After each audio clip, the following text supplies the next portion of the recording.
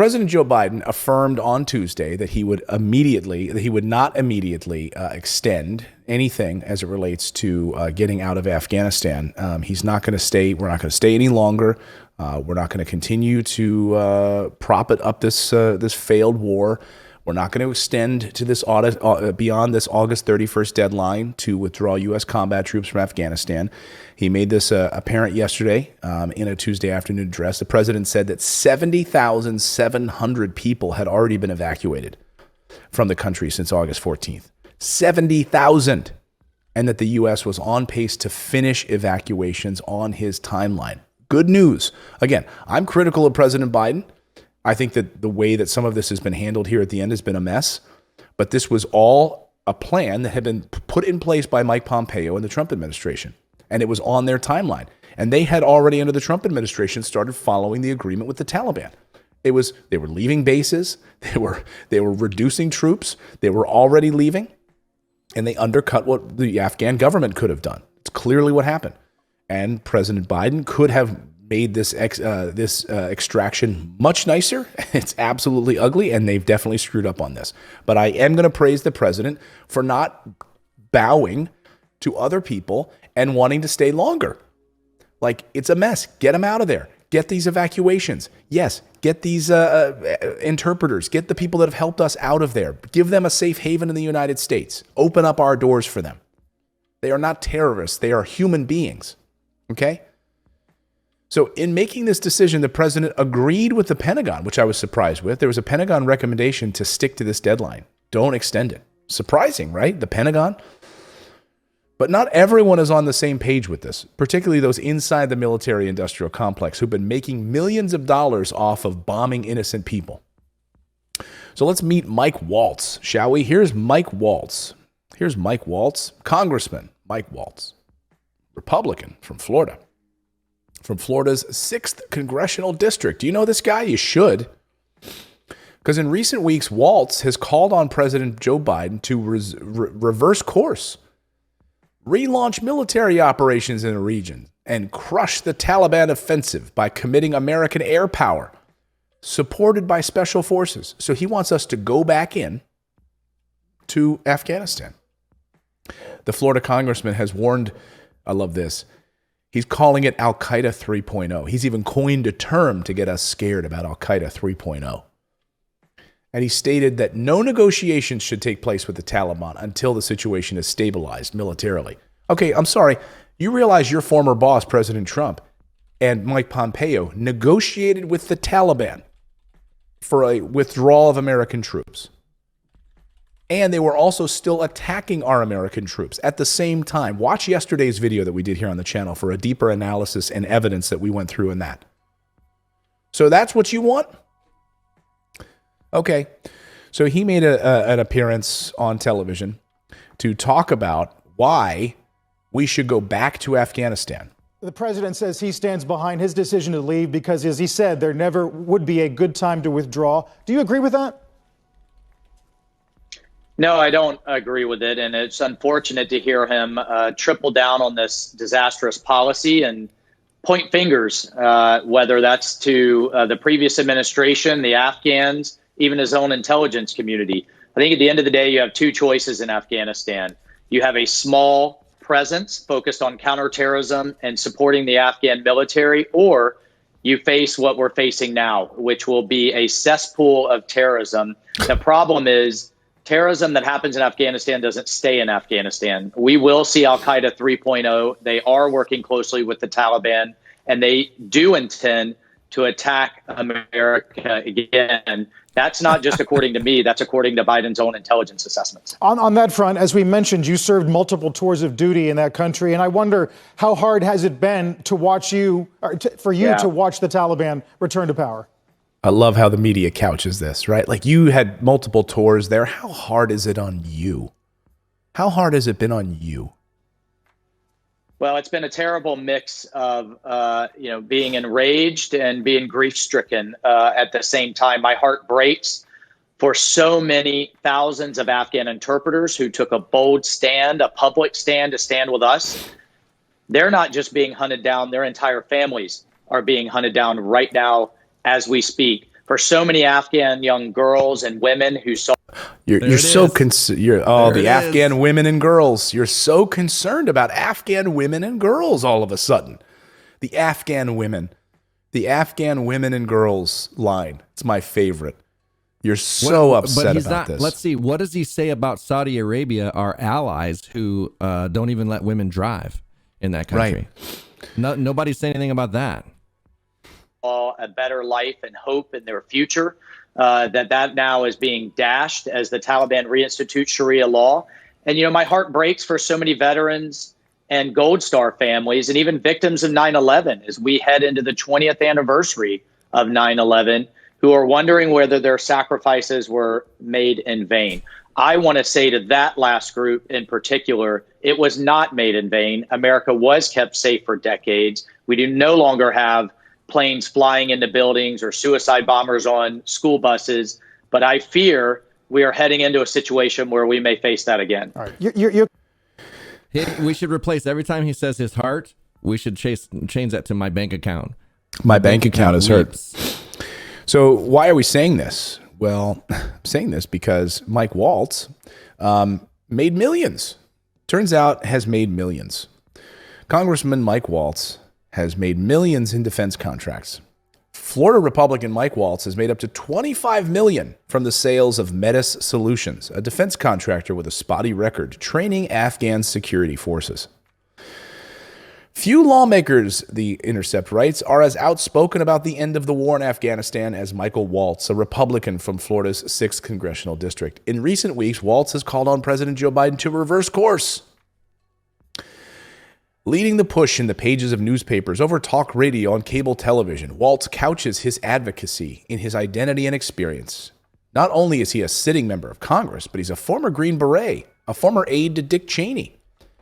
And he's a father who's just been sickened by what's to come for the Afghan women and girls that are being mercilessly abused by the Taliban and sold into sex slavery. Yeah, this has been happening for 20 years. Like, you're surprised by this? He always leaves out, though, this part of his story. Before his successful run in Congress, he managed a lucrative defense contracting firm with offices in Afghanistan. The company was recently sold to Pacific Architects and Engineers, or PAE, one of the largest war contractors in the United States, has hired to train and mentor Afghan security forces. The deal personally enriched Waltz by $26 million. $26 million. So no wonder he wants these coveted contracts to train special forces. And by the way, so let me just get this right. This guy made $26 million off of training the Afghan security forces, the very same forces that laid down their weapons and welcomed the Taliban back. These are the very same security forces that we paid over $2 trillion of our taxpayer money to train, weaponize, and protect. Paid their salaries. And he trained them. His company trained these people. Who's to blame? He's blaming Biden. Your company trained these people, and they laid down their weapons at the first sign of the Taliban walking into the villages. Whose fault is it? And you made $26 million off of this war, and you want us to go back. Yeah, you want us to go back. Play that little clip of him again. Comment about Al-Qaeda 3.0 is a pretty damning statement. And I wonder, the United States faces national security risks every day. Do you believe that our power to face them down has been eroded as a result of all this? Oh, absolutely. Our credibility around the world has been seriously damaged. If we do face Al-Qaeda 3.0 and we have to send our soldiers back again, who is going to trust us? Who would work with us on the ground? And furthermore, we have no bases in the region. President Biden continues to throw out this term over-the-horizon counterterrorism. The big difference from when ISIS came surging back after Obama pulled out of Iraq too soon and we had to go back in, we had bases there. We had Israel, Turkey, the Gulf states, the Kurds. Around Afghanistan, not a single country, not one, has agreed to host American forces so that we can stay on top of Al-Qaeda. We are blind in the region. No one's going to trust us, and we have no bases for which to get after half the world's terrorist organizations that exist in that part of the world. So let me get this right. Thank you, Congressman Waltz. So we need to build more bases around the world is what you're arguing for. And yeah, David, I'm sorry. That's all right, man. He only made $26 million off of war. He's upset that we need to do more. And you know what's more sad is part of that 26 million was my money. Yeah. So.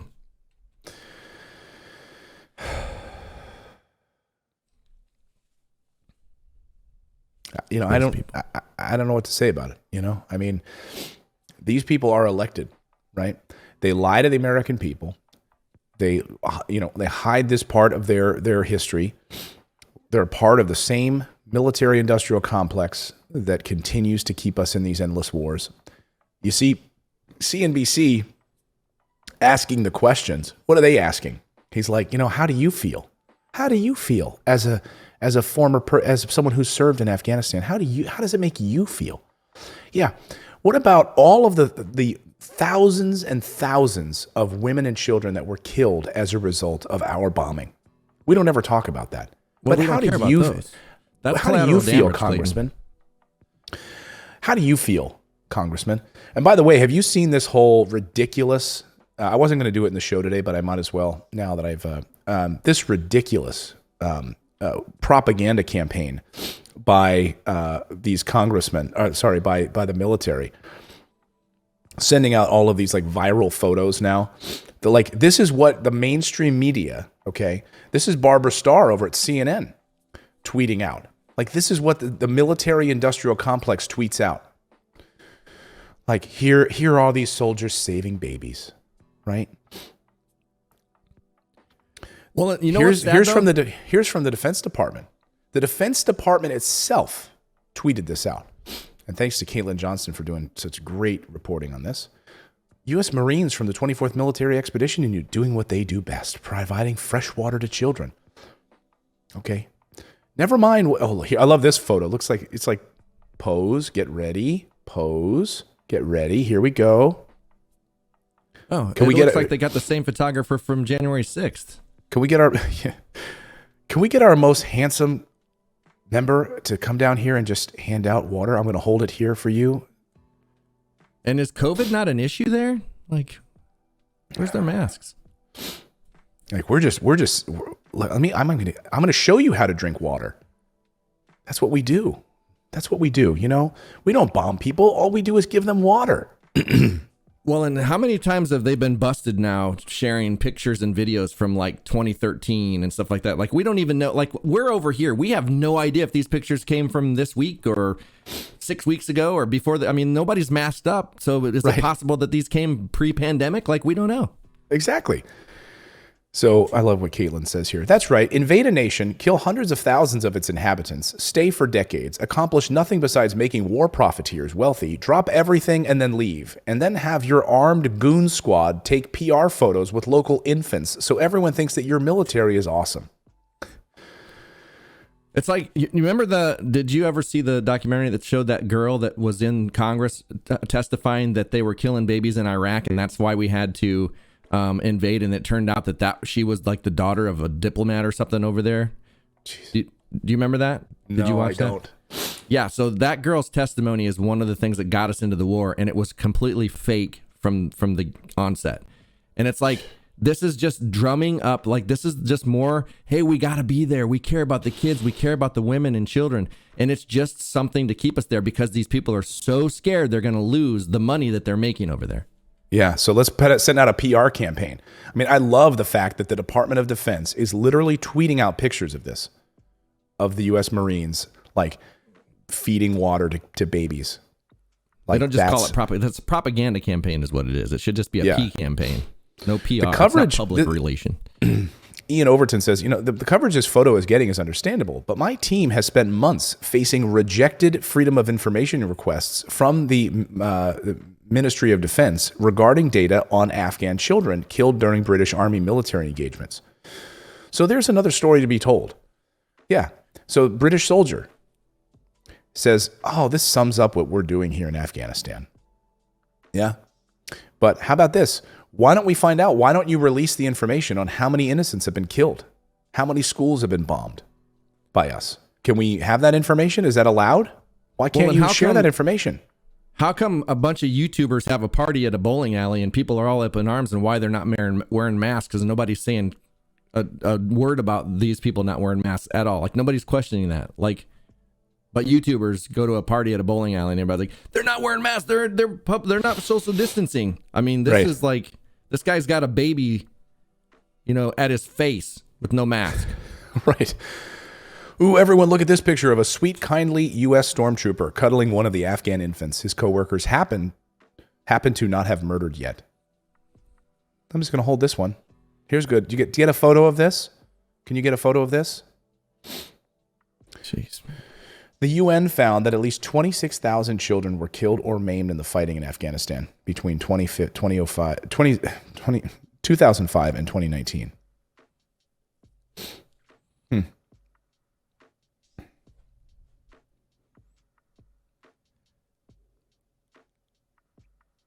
I mean, it's so hypocritical.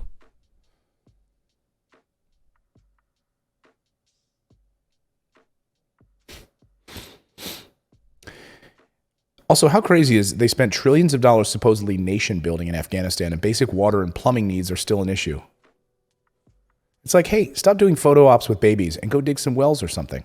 Yeah, we don't have water, but we've spent $2 trillion. And we're complaining in the United States that we're going to spend $1.5 trillion on our infrastructure? Over 10 years. Bree says, thank you to Nine Line Apparel for posting these. To my brothers and sisters in arms, you inspire me once more. Semper Fi. Great. I mean, what do they do? Hey, excuse me, ma'am, excuse me. We need an interpreter over here, please, really quick. Yes, interpreter. Oh, can we hold your baby really quick? We need to take some photos to show how concerned we are. Hey, there's finally a mask. A little girl in a mask. Finally, one mask. A collection of lost young boys separated from their parents at the gates are being cared for by the U.S. military. Stay behind that rope. Yeah. Don't you cross that rope. But this is Biden's fault. Like, this is all, Man. Not everyone is impressed by these photos. There's so much competition, but the images of Western soldiers with Afghan babies and Western journalists proclaiming their humanity and compassion is really up there with the most offensive, cynical, and clearly coordinated imperialist propaganda spectacles I can remember in a while. Not impressed at all. Not impressed with photographs of GIs holding babies. You think you're going to forget about Bush and Tony Blair's lies? Guantanamo Bay, Abu Ghraib prison, drone strikes, the kidnapping and rendition, the executions, troves of money given to arms dealers. Save your corny photo ops. Well, and again, how hypocritical is it that they talk about how this is all about women and women's rights, and these women are going to be sold into slavery and all this other stuff, yet Saudi Arabia murders people in the street, and they are our ally. We send them money. We communicate with them all the time. We sell them weapons. Like, where's the, like, nobody's saying anything about that. Oh, David, you cynical bastard. Yeah. The media and the military-industrial complex are all one thing. They are combined. They are, I mean, the fact that you have, like, literally the media run by billionaires asking a question like this, like, what was it like for you? What was it like for you? To attack America again, that's not just according to me, that's according to Biden's own intelligence system. Yeah, they're going to attack us again. You know why? Because we're in their freaking country. Get the hell out of their country and they will stop it, and they will stop attacking us. Leave. By the way, domestic terrorism is way more of a problem, and the violence in the United States, where thousands of Americans are dying on a regular basis from gun violence in the United States, is way more of a problem than some guy on a camel in Afghanistan. So we have to change our entire lives, and we have to spend trillions of dollars to change our lives because somebody tried to light his shoes on fire on an airplane. And we hire all of these, like, private contractors to make America secure. And this congressman makes $26 million off of this. But so America is going to be attacked again, he says. If they can't figure out a way to make us fearful, then we would start to argue about that $750 billion a year that our military gets. Well, that we know about. If we knew all of this stuff, and we didn't have some kind of justification, like if they weren't holding those babies and making us like think that, we're there because we're it's a humanitarian thing. We're there to help them. We're not there to hurt them. Are you kidding me? Like all of the 170 some thousand kids and women that we killed over there, that was collateral damage. That's for the greater good. So just get that in your head that we had to do that in order to hold those babies. We would not be there holding those babies if we hadn't killed all those other people. Yes. I mean, we are a force for good, David, right? We are a force for good. We will come and kill your children because we want to spread democracy. Like, we are a force for good. Do you feel good about that? Yeah. I mean, and you know what? I think at some point, like if China ever comes over here and tries to do the same thing here, because like, our government isn't helping us. Our government's holding our money and spending it on war or on killing people. We're have 20 million people facing homelessness. So what if another country that actually, let's say a country that's better than, let's say Portugal. Let's use that for an example. Let's say Portugal's like, you know what? I can't believe that the United States don't have health care. They're not taking care of their people. They've got so many people starving. Kids are on the street. That should not happen. We're going to go there and we're going to invade and we're going to make that better. And they bring an army over here and they do that. And you know what? They just happen to kill about 200,000 children, 500,000 mothers and fathers, brothers, uncles, stuff like that. But you know what? It's for the greater good. We're doing it to help the American people. So we would understand, right? We would allow that to happen. We wouldn't become terrorists and try to stop them, right? No, I mean, they're winning my heart and my mind. They're winning hearts and minds. When they kill moms and babies at schools like that, we're gonna fall in love with America for how they spread their democracy. The way I'm really impressed with how America spreads its democracy. Yeah. Here's what they do. They blow up schools. That's a great way to do it. Hospitals. Mm-hmm. We would do what are called double taps, which means we would go in, we would bomb an area, right? We would circle around. And then when the first responders came in, we would bomb them, we'd hit them. And then after a while, we would come back and we would even hit funerals. So at what point are we the terrorists? Like, to them we are. To those people over there, we are the terrorists. By the way, China, I don't know if China just announced that they want us to they want to investigate human rights violations against the United States and Britain and other allies for its role in the war in Afghanistan. China is asking us to examine human rights violations, and they absolutely should. Yeah. Why shouldn't they? Right? We go in there and destroy a country. Well, it's been destroyed, but if any other country, if any other country was doing what we're doing, what other country is doing what we do? What other country is nation building? Other than our allies that come in and help us and then they leave or whatever and we stay there. But what other countries are doing anything remotely close to what we're doing? Going in and killing people and just nation building there and trying to spread our democracy. Like, how in the hell are we getting away with this? How are we not already on some kind of panel like for war crimes? Exactly. Oh, because we're the greatest country in the world, David. So you can't talk crap about us, Yeah. But my biggest concern though is about this congressman, Mark Waltz, who made $26 million off of bombing innocent people and also by continuing a war so that he could line his own pockets. I'm really concerned though about him and how does he feel today?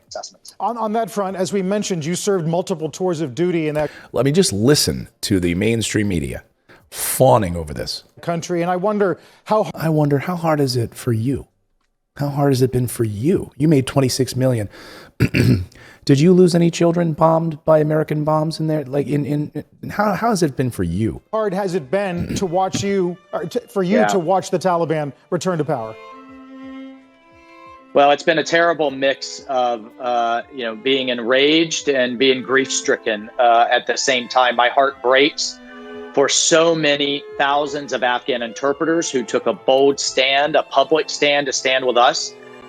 They're not just being hunted down, their entire families are being hunted down right now as we speak. For so many Afghan young girls and women who saw a better life and hope in their future, that now is being dashed as the Taliban reinstitute Sharia law. And, my heart breaks for so many veterans and Gold Star families and even victims of 9/11 as we head into the 20th anniversary of 9/11. Yeah, what sad stories can I lump together? The women, the children, the Afghan interpreters. Let's not forget the men that we trained, that my company trained, and I made $26 million off of training these people. They laid down their weapons. We did a really crappy job of training them, but I made $26 million. My heart goes out to them. And on your way out, sir, do you have any recommendations on stuff we should invest in? Oh, yeah, definitely. Let's talk about my investments. Right. I've got a company you can invest in. It's a war profiteer company, little known company, but we make bombs. So a lot of the villages that have been destroyed over the past few years in Afghanistan, my company created that. And so you can make bank off of that. So MSM, mainstream, it should be mainstream military media, because that's all it is. That is all it has become. Is it is just anytime there's war, they beat the war drums, and then they have little stories here and there to kind of to make us think they might be telling us the truth. This story might be true. Russia might actually be trying to shut off our grid. Thank you, Rachel Maddow. Like that could be true, right? I mean, that's possible, right? It's possible. Yeah, that's really possible. Yeah. Thanks for subscribing to the channel. You can also become a channel member by going to morninginvest.com/join, where you can stick it to the mainstream media and support independent journalism. We're able to bring you the stories that you won't see on any of the major billionaire-backed networks. Thanks so much. We'll see you next time, everyone.